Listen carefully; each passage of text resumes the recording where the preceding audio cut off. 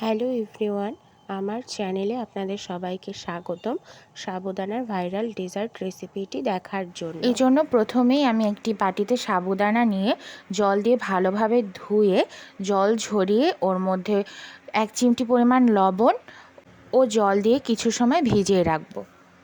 সাবুদানাগুলো ভিজে নরম হয়ে এলে কিছু সময় মেখে ওর মধ্যে 1 চামচ গুঁড়া দুধ দিয়ে ভালোভাবে আবারও মেখে নেব।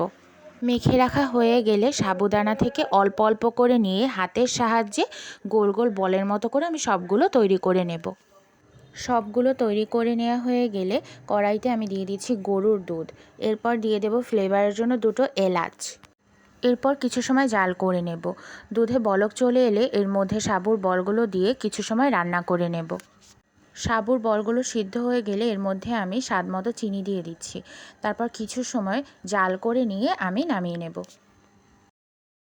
নামিয়ে নেওয়ার পরে গার্নিশিংয়ের জন্য আমি উপর থেকে কিছু বাদাম কুচি ছিটিয়ে পরিবেশন করছি। তৈরি হয়ে গেল সাবুদানার ভাইরাল ডেজার্ট।